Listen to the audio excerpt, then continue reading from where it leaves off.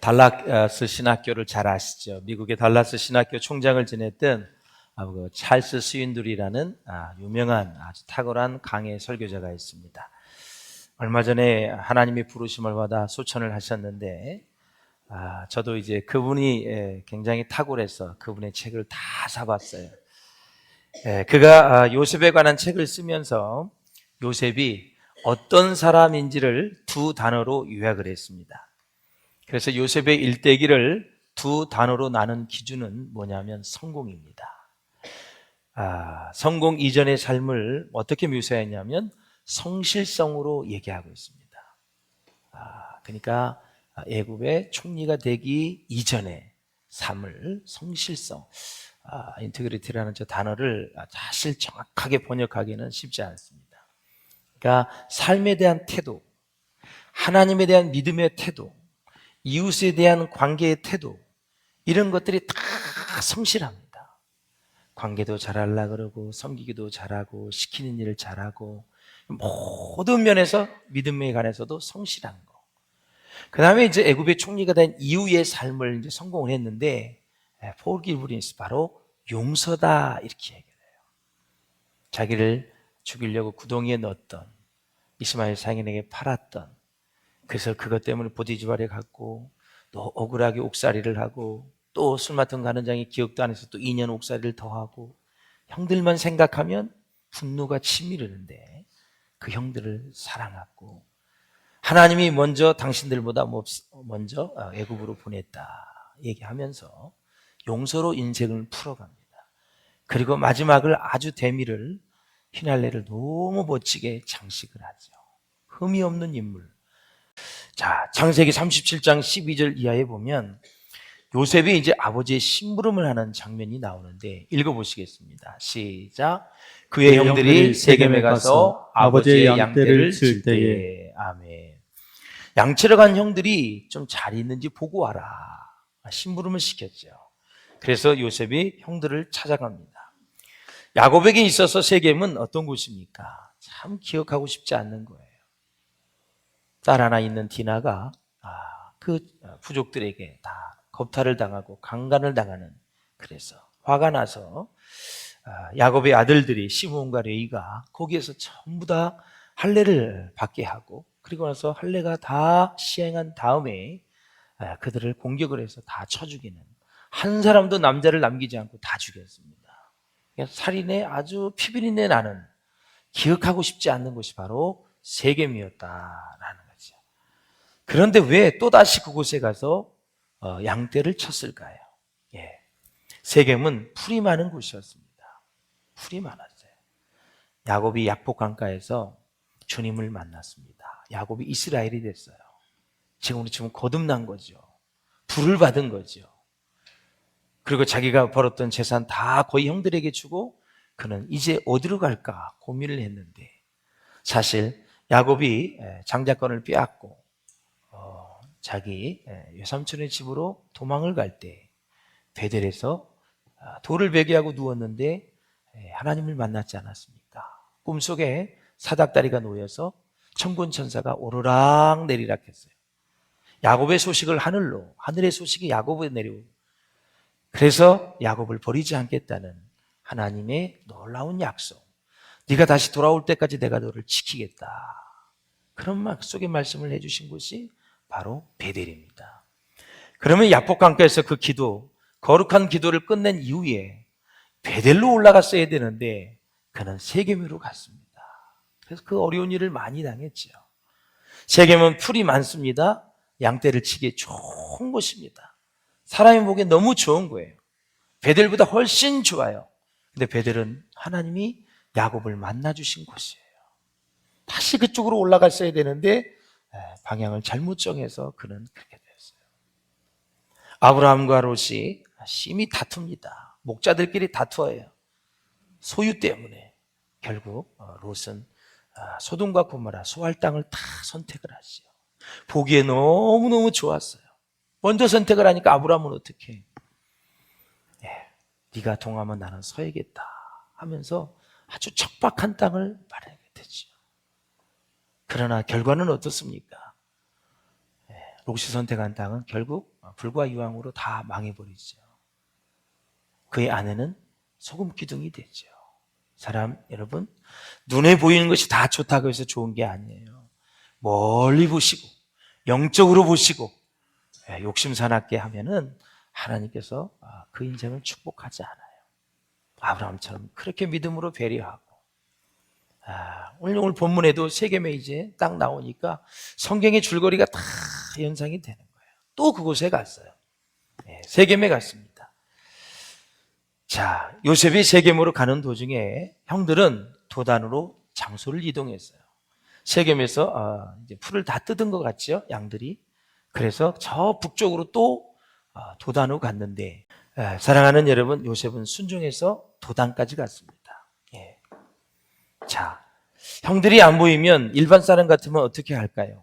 세겜까지 가서 도단까지 안 가고, 아버지, 세겜에 갔더니 아무도 안 보여요.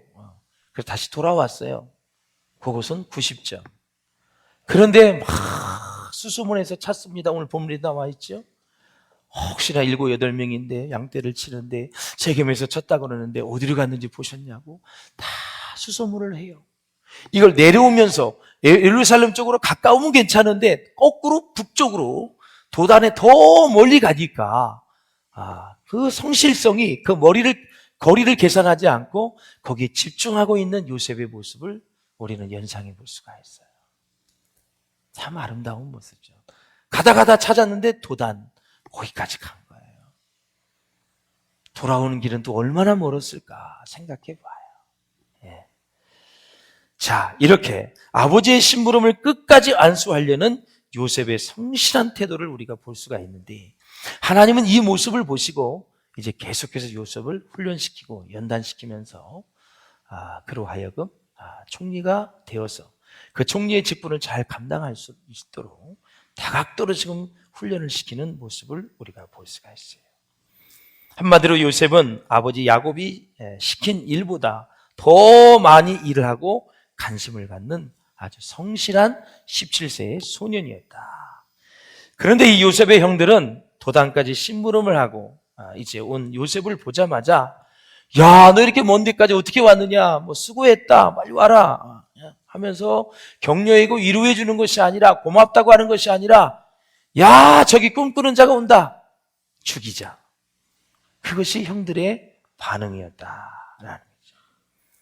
한마디로 힘든 것을 무릅쓰고 도단까지 갔더니 거기에서 너무나 큰 어려움을 당하는 요셉의 모습, 성실한 때문에 아주 나쁜 결과가 온 것입니다. 성실하게 살았더니 노예로 팔려가고, 성실하게 살았더니 구덩이에 들어가서 죽을 위기에 처해 있다라는 거죠. 사실 요셉이 잔꾀를 부리는 사람이라면, 형들의 마음을 알았다면, 아버지, 나 가기 싫어요. 형들이 나를 얼마나 미워하는데 가자마자 막 후드로 펼 거예요. 아유, 난 안 가요. 참 요셉의 성격을 보면 순수한 거예요. 자, 구덩이에 빠졌는데 한번 20절을 같이 읽어보실까요? 20절 시작. 그를 죽여 한 구덩이에 던지고, 죽여 22절 보세요. 시작. 그를 광야 그 구덩이에 던지고 손을 그에게 대지 말라. 그 다음에 24절 한번 보세요. 시작. 그를 잡아 구덩이에 던지니 그 구덩이는 빈 것이라. 다음에 또 요셉을 구덩이에서 끌어올리고 그랬습니다. 이 구덩이가 계속 넣었다가 다시 루벤이 죽이지는 말자 하면서 설득을 하니까 또 이제 나중에 시므알 상행에 팔지요. 성경에서 나오는 구덩이는 한마디로 희망이 없는 장소를 말하는 거예요. 희망이 없어요. 일체에 희망이 없는 장소, 바로 지옥이다. 그래서 요셉은 구덩이에 빠졌는데 그 구덩이가 어느 그 책에 보니까 12m, 벽이요 나올 수가 없는 거예요. 한번 딱 빠쳤다면 혼자 힘으로 나올 수가 없는 거죠. 굶어서 죽는 거죠. 흙다가. 그런데 다행히 오늘 본문에는 물이 없었더라. 하나님이 도우심이죠. 하나님이 요셉을 얼마나 감싸는지 감옥에 가서도 전옥에게 은혜를 베풀어 주시고, 꿈 해석을 잘 할 수 있도록 성령 충만을 주시고, 억울한 일을 당해도 여호와께서 그에게 형통케 하시고, 하나님을 꽉 붙잡고 계시고 꽉 끌어안으시고 요셉을 이끌어 가시는 그 모습이 보이지 않습니까? 저와 여러분이 그런 인생이 될 수 있기를 주의 이름으로 축원합니다. 광야 같은 이 세상 혼자 살려고 하지 마세요. 혼자 막 몸부림치며 성공하며 살려 하지 마세요. 그래, 성공해서 뭐 하실 건데? 그래 돈 많이 벌어줘서 뭐 하실 건데? 그래, 정치적으로 그렇게 성공해서 뭐 하실 건데? 직장에서 그래, 회장까지 올라가셨는데 그 목적이 무엇인데요? 하루 세 끼 먹는 것이 변합니까? 차로 자동차 타는 게 변합니까? 발이 4개가 됩니까? 팔이 4개가 됩니까? 눈이 10개가 됩니까? 변하는 건 하나도 없습니다. 소유냐 존재냐, 그 책을 읽어보시나요? 시련을 넘어서야 더 큰 존재가 되는 것입니다. 인격, 영성, 하나님을 담아내는 거, 이 땅에서 하루하루 살면서 직장과 사업과 공부, 모든 것을 담아내는 것들이 신앙의 그릇으로, 믿음의 그릇으로, 말씀의 그릇으로 담아내야 된다라는 사실이죠. 그렇지 않으면 세상의 것이 우리를 힘들게 할 수 있다. 지옥이 뭐냐면 헬라어로 하데스라는 그런 단어예요. 구덩이.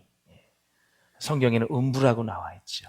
어두운 곳, 희망이 없는 곳, 음부, 바로 지옥입니다. 지옥이에요.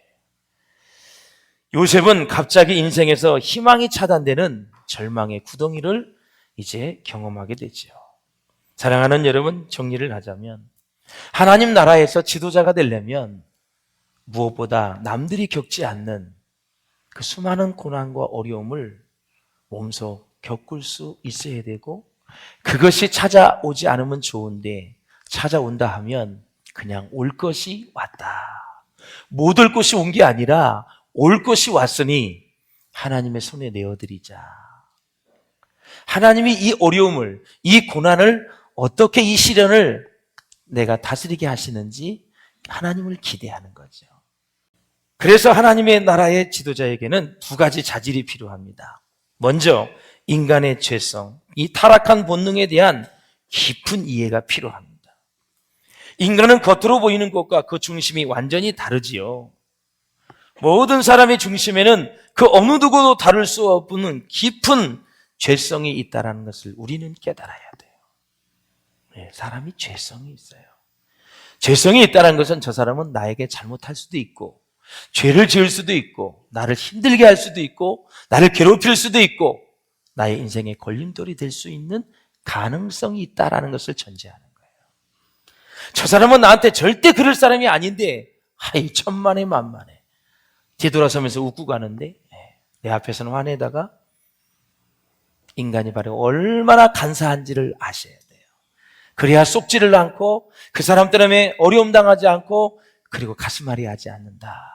인간은 죄인이에요. 별일을 다 할 수 있는 거예요.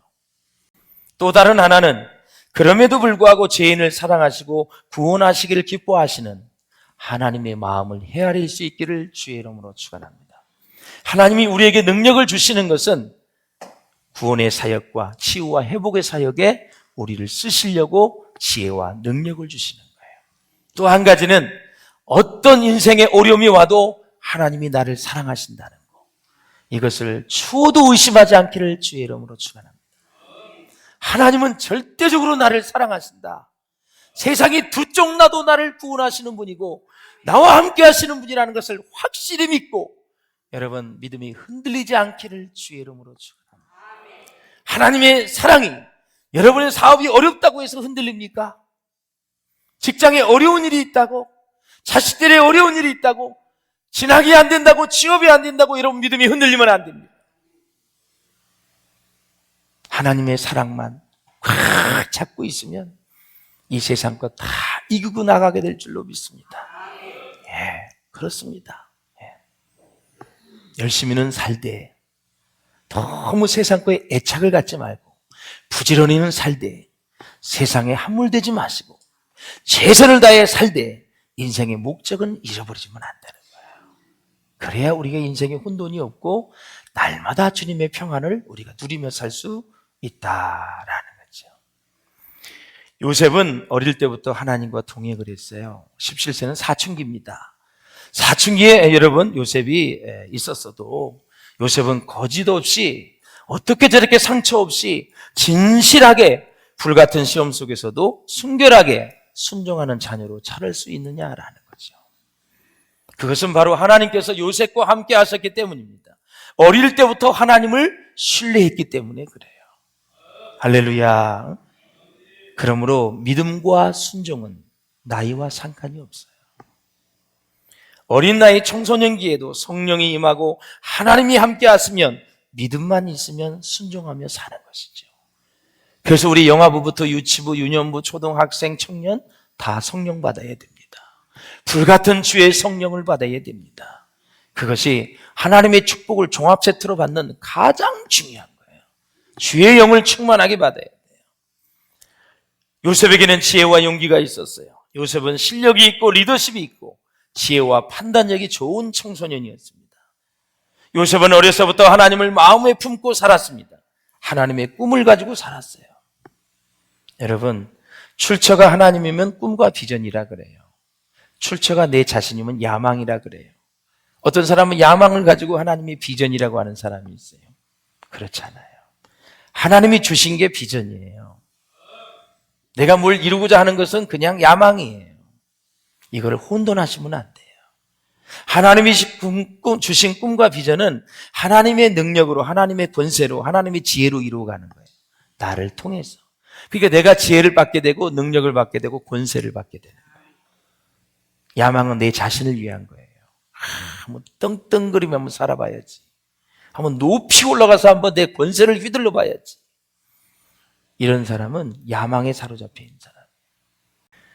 사랑하는 여러분, 요셉은 애굽에 팔려갈 때도, 구덩이에 빠져 있을 때에도, 보디발의 집에 들어갈 때에도, 감옥에 들어갈 때에도 자신이 총리가 될 줄은 꿈에도 몰랐다.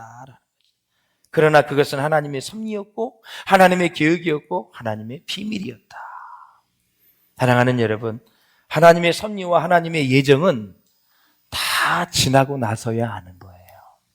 지나고 나서야. 그러니까 지나고 나서 알기 때문에 내가 오늘 힘들면, 고난과 시련을 당하면 나중에 무엇을 하나님 가르쳐 주시겠지, 이러한 확신이 있으면 이겨낼 수 있는 거예요. 아무것도 모르는, 미래가 불투명하고 이거 도대체 뭐야, 예수 잘 믿고 주일 잘 지키고 11조 잘하고 봉사 잘했는데 왜 나는 이렇게 어려운 일이 오는 거야, 이렇게 생각하면 답답증에 걸려서 죽을 수밖에 없어요. 무슨 뜻이 있겠지, 하나님 무슨 교훈이 있겠지, 하나님의 무슨 더 큰 축복이 나를 기다리고 있겠지, 이런 믿음이 오는 거예요. 왜? 하나님의 섭리와 예정은 지나고 나서야 아는 거니까. 요셉이 총리가 될 줄 알았냐고요? 몰랐잖아요, 여러분. 감옥에 2년 더 살 때 이제는 요셉에게 있어서는 끝났는데, 그때가 가장 바로와 가까이 갈 때이고 가장 가까이 있는 때예요. 바로 거기 넘어서 이제 여러분 바로한테 가잖아요. 그리고 꿈 해석을 하고요. 그때부터 여러분 총리의 출세가도를 가잖아요. 인생이 가장 어려울 때, 그때 하나님의 해결점인 기적이 일어날 때예요. 한마디로 자살하고 싶을 때가, 그때가 하나님이 강력하게 역사할 때예요. 어떤 어둠이 와도, 어려움이 와도, 시련이 와도 여러분 낭망하지 말기를 바랍니다. 절망하지 말기를 바랍니다. 하나님은 우리를 위해 일하셔요. 천군 천사를 다 보내셔서 일하시는 분이에요.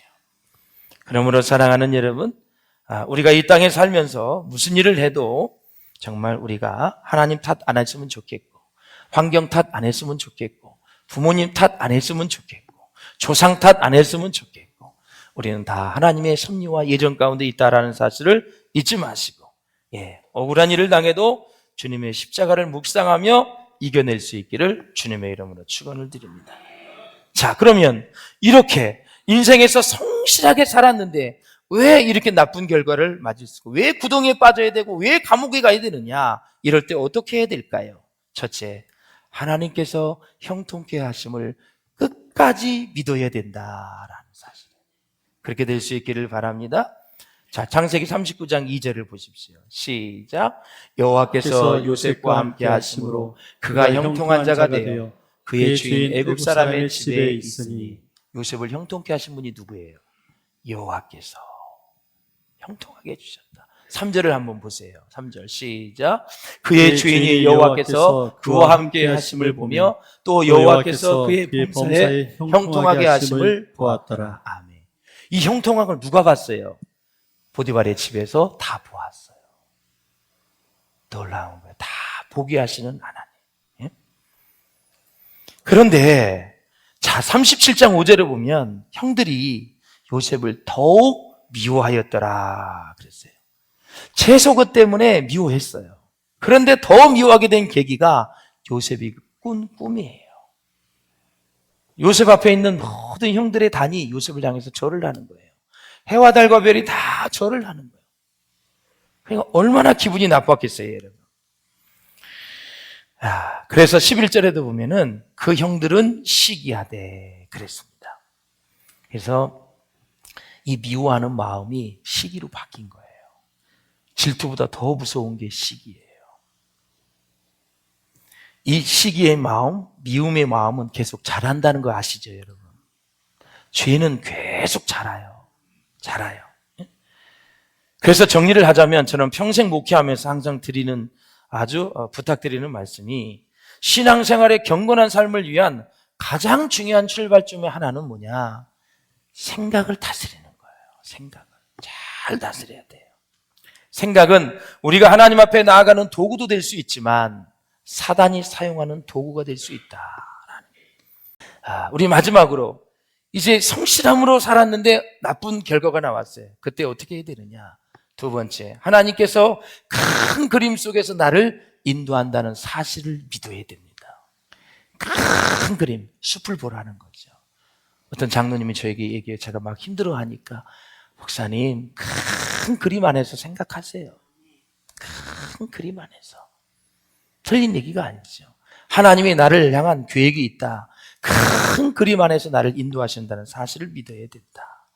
요셉이 애굽으로 팔려가게 하신 하나님의 목적이 이제 두 가지. 하나는 요셉의 내면을 연단시키는 거고, 두 번째는 애굽의 총리로 세우기 위해서 그를 애굽으로 팔려가게 했고 연단을 시켰다. 여러분, 내 인생의 시련이 고난이 크면 클수록 그 사람은 큰 그릇입니다. 틀림이 없습니다. 이걸 잊지 마시고 내가 정말 당하는 힘들고 이 어려운 일이 크면 나 큰 그릇이구나. 하나님이 지금 나를 지금 연단시켜서 어떻게 쓰시려는지 기대를 하면서 이길 수 있기를, 넘어설 수 있기를 주의 이름으로 축원을 드립니다. 여러분, 하나님을 잘 섬기시고 하나님의 명예를 실추시키면 안 돼요. 할렐루야. 내가 희생을 당하면 당할지 하나님을 높여야 되고요. 하나님의 이름을 망령되이 이루시면 안 돼요. 하나님이 세우신 지도자들, 하나님의 주의 백성들 소중하게 생각해야 돼요. 교회를 귀하게 보셔야 돼요. 다 하나님이 직접 다스리고 있기 때문에 막 그냥 화가 난다고 아무 말 하시면 안 돼요. 하나님 앞에 요셉처럼 어떠한 시련도 넘어서야 하나님은 나를 위대하게 쓰신다는 사실을 잊지 마시고, 우리 힘들어도 고난과 시련이 와도 오직 요셉처럼 그 믿음을 가지고 하나님 앞에 나아가는 저와 여러분 될 수 있기를 주의 이름으로 축원합니다.